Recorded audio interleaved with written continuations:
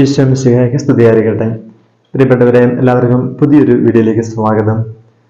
യോഹന്നാന്റെ സുവിശേഷം 2-ാം അധ്യായം എന്ന് പറയുമ്പോൾ തന്നെ നമ്മുടെയൊക്കെ മനസ്സിൽ ഓടിയെത്തുന്ന ഒരു ചിത്രമാണ് കാനായിലെ കല്യാണ നാള്. പ്രത്യേകിച്ച് പരിശുദ്ധ അമ്മയുടെ തിരുനാളുമായിട്ട് ഇതുമായിട്ട് ബന്ധപ്പെട്ട ഒത്തിരി വ്യാഖ്യാനങ്ങൾ നമ്മൾ പലതവണ കേട്ടിട്ടുണ്ട്. അതുകൊണ്ട് ഈ ഒരു ഭാഗം വളരെ സുപരിചിതമാണ്. എന്നാൽ ഒരുപക്ഷെ നമ്മൾ ശ്രദ്ധിക്കാതെ പോയ, അല്ലെങ്കിൽ നമുക്ക് മനസ്സിലാക്കാൻ പറ്റാതെ പോയ ഒരു ഭാഗമാണ്. അത് തുടങ്ങുന്നത് ഇങ്ങനെയാണ്: 3-ാം ദിവസം ഗലീലിലെ കാനായിൽ ഒരു വിവാഹ വിരുന്ന് നടന്നു. എന്താണ് ഈ 3-ാം ദിവസം? ബൈബിളിൽ ഈ 3, 40, 7, 12 ഈ വാക്കുകളൊക്കെ, ഈ സംഖ്യകളൊക്കെ ഒത്തിരി ആവർത്തിക്കുന്നുണ്ട്. ഇതിനൊക്കെ ഒത്തിരി അർത്ഥങ്ങളുമുണ്ട്. പ്രത്യേകിച്ച് 3, 40 എന്നീ 2 സംഖ്യയൊക്കെ ഞാനും നിങ്ങളുമായിട്ട് നമ്മുടെയൊക്കെ വ്യക്തിയോട് ഇതിനൊത്തിരി റിലേറ്റഡ് ആയ ഒരു സംഖ്യയാണ് ഈ 3, 40. നമ്മൾ ഇന്ന് ചിന്തിക്കുന്ന ഈ 3 എന്ന വാക്കിനെ കുറിച്ചാണ് ഈ വീഡിയോയിലൂടെ നമ്മൾ മനസ്സിലാക്കാൻ ശ്രമിക്കുന്നത്. നമുക്കറിയാം, ദൈവത്തിൽ 3 ആളുകളാണ്: പിതാവ്, പുത്രൻ, പരിശുദ്ധാത്മാവ്. 3 ആളുകളാണ്, ഒരു ട്രിനിറ്റിയാണ്. അതുപോലെ ഒരു കുടുംബം എടുത്തു കഴിഞ്ഞാൽ അപ്പൻ, അമ്മ, മക്കള്, ഒരു ട്രിനിറ്റി ഉണ്ട് അതിനകത്ത്. ഒരു ത്രിത്വത്തിന്റെ ഒരു സംഹിതമാണ് അതെല്ലാം: അപ്പനും അമ്മ, മക്കള്. ഇനി പ്രപഞ്ചം എടുത്തു കഴിഞ്ഞാൽ നമ്മൾ സാധാരണ പറയുന്നത് ആകാശം, ഭൂമി, പാതാളം. നമ്മുടെ വിശ്വാസ പ്രമാണത്തിൽ പാതാളത്തെ നമുക്കറിയില്ല, പക്ഷെ നമ്മുടെ വിശ്വാസം ചൊല്ലുന്നുണ്ട് പാതാളത്തിൽ ഇറങ്ങി. അപ്പം ആകാശം, ഭൂമി, പാതാളം. ഇനി ഒരു ആറ്റം എടുത്തു കഴിഞ്ഞാൽ ഇലക്ട്രോണ്, പ്രോട്ടോണ്, ന്യൂട്രോണ്. ഒരു 3ന്റെ ഒരു സംഹിതമാണ്.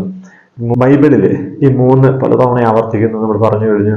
പ്രത്യേകിച്ച് 3-ാം ദിവസം കേൾക്കുമ്പോൾ തന്നെ നമുക്കറിയാം ഈശോ ഉയർപ്പ് 3-ാം ദിവസമാണ്. 12-ാം വയസ്സിൽ ഈശോയെ നഷ്ടപ്പെട്ട ഈശോയെ കണ്ടുമുട്ടുന്നത് 3-ാം ദിവസമാണ്. അതുപോലെ പരിശുദ്ധി അമ്മ 3 മാസക്കാലമാണ് എലിശപ്പണിയിൽ പോയി സന്ദർശിച്ച് ശുശ്രൂഷ ചെയ്യുന്നത്. ഈ പഴയ നിയമത്തിലാണെങ്കിലോ യോനാ പ്രവാചകൻ 3 ദിവസം മത്സ്യത്തിന് കഴിഞ്ഞതായിട്ട് നമ്മൾ വായിക്കുന്നുണ്ട്.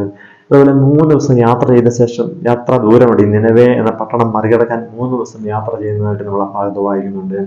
ഇനി മോശ 3 മാസക്കാലം ഉണ്ടായി. 3 മാസക്കാലമാണ് രഹസ്യ വളർത്തി. അതിനുശേഷമാണ് നൈൽ നദിയിലെ പെട്ടകത്തിൽ കൊണ്ട് നൈൽ നദിയിൽ ഒഴുക്കി വിടുന്നത്. ഈ ബൈബിളിൽ ഇങ്ങനെ ഒത്തിരി ആവർത്തിക്കുന്നുണ്ട്. അപ്പോസ്തല പ്രവർത്തനത്തിൽ സാവൂള് ഡമാസ്കസിന്റെ പടിവാതിലേക്ക് വെച്ച് കുതിർപ്പുറത്ത് വീണ് അന്ധനായി തീർന്ന ഈ 3 ദിവസമാണ്.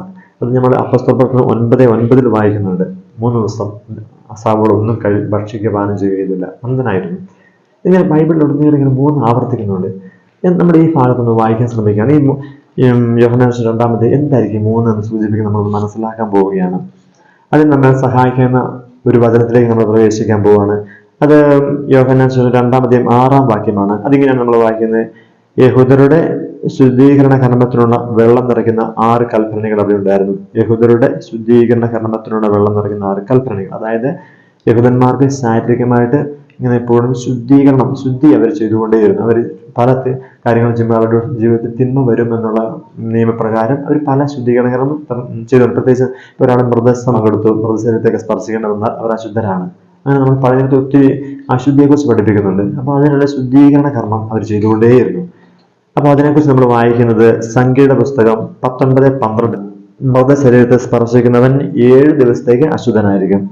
3-ാം ദിവസവും 7-ാം ദിവസവും ശുദ്ധീകരണ ജലം കൊണ്ട് അവൻ തന്നെ ശുദ്ധനാക്കണം. ശ്രദ്ധിക്കണേ, 3-ാം ദിവസവും 7-ാം ദിവസവും ശുദ്ധീകരണ ജലം കൊണ്ട് അവൻ തന്നെ ശുദ്ധനാക്കണം. നമ്മൾ ഇവിടെ യോഹന്നാന്റെ സുവിശേഷത്തിൽ വരികയാണ്. അവിടെ നമ്മൾ കണ്ടോണം, ഇത് 3-ാം ദിവസമാണ് എന്നതുപോലെ ഇതൊരു 7-ാം ദിവസവുമാണ്. അതെങ്ങനെയാണ് നമ്മൾ മനസ്സിലാക്കാൻ പോവുകയാണ്. അതായത് സ്നാപക യോഹന്നാൻ ഈശോയെ കുറിച്ച് ഇങ്ങനെ മരുഭൂമി ഇങ്ങനെ പ്രസംഗിക്കുകയാണ്. അവന്റെ ചെരുപ്പിന് വാറഴിക്കാൻ പോലും ഞാൻ യോഗ്യനല്ല, എന്റെ പിന്നാലെ ഞാൻ ശക്തനാണ് എന്നൊക്കെ പറഞ്ഞൊരു ഭാഗം വായിക്കുന്നത്. അപ്പൊ ശേഷം 1:19 മുതലാണ്: നീ ആരാണെന്ന് ചോദിക്കാൻ യഹൂദർ പുരോഹിതന്മാരെയും ലേവ്യരെയും അയച്ചപ്പോൾ അവന്റെ സാക്ഷ്യം ഇതായിരുന്നു: ഞാൻ ക്രിസ്തുവല്ല. അവൻ അസന്നിഗ്ധം പ്രഖ്യാപിച്ചു.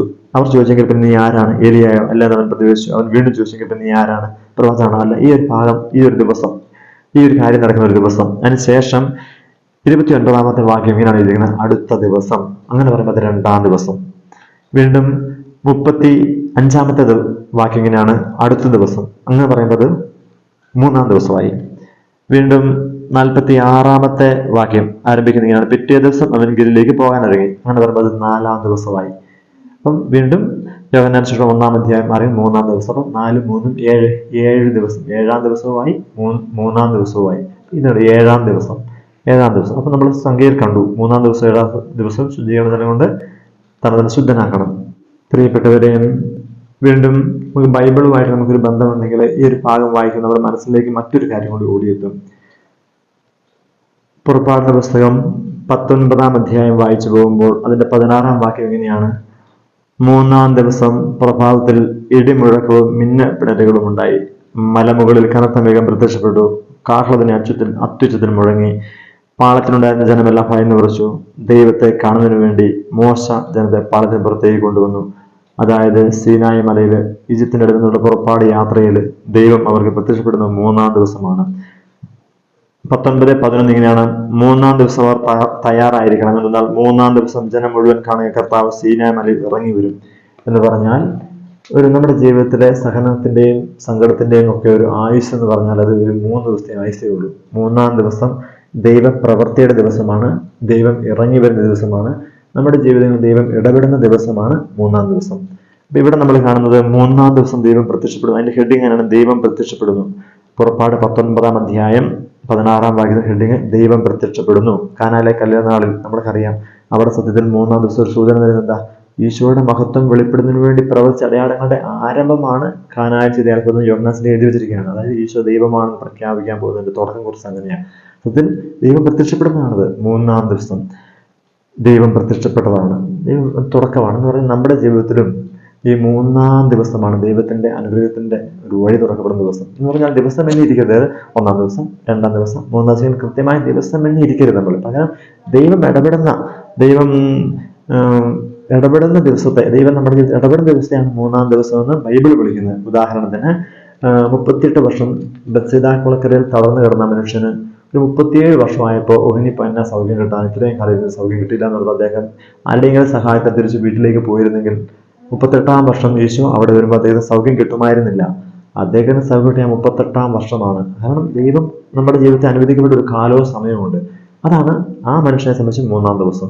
നമ്മളിങ്ങനെ കാത്തിരിക്കണം. ഇപ്പൊ പഴയ നിയമത്തിന്റെ അബ്രാഹത്തോട് ദൈവം പറഞ്ഞു ഒരു കുഞ്ഞുണ്ടാകും. 25 വർഷം കാത്തിരുന്നു, അപ്പോഴാണ് കുഞ്ഞുണ്ടാകുന്നത്. ദൈവത്തിന്റെ പ്രവൃത്തിയുടെ ദിവസമാണ് മൂന്നാം ദിവസം. അതുപോലെ അപ്പോസ്തല പ്രവർത്തനം 3-ാം അധ്യായത്തിൽ അവര് പത്രോസിലേക്ക് ഒരു മുടന്തനെ സുഖപ്പെടുന്ന ഭാഗം നമ്മൾ വായിക്കുന്നുണ്ട്. അത് ആ ഭാഗത്തിന്റെ അവസാനം 4-ാം അധ്യായത്തിന്റെ അവസാന ഭാഗം അദ്ദേഹത്തിന് 40-ലേറെ വയസ്സ് പ്രായമുണ്ടായിരുന്നു പറയുന്നുണ്ട്. സുന്ദര കവാടം എന്ന ആ കവാടത്തിൽ ഭിക്ഷ ചായച്ചെടുത്ത മനുഷ്യൻ സുഖപ്പെടുത്തുകയാണ്. ശരിക്കും പറഞ്ഞാല് ആ മനുഷ്യനെ സംബന്ധിച്ചത് മൂന്നാം ദിവസമാണ്. ദൈവപ്രവൃത്തി, ദൈവം ഇടപെടുന്ന ദിവസത്തെയാണ് ബൈബിൾ മൂന്നാം ദിവസം എന്ന് പറയുന്നത്.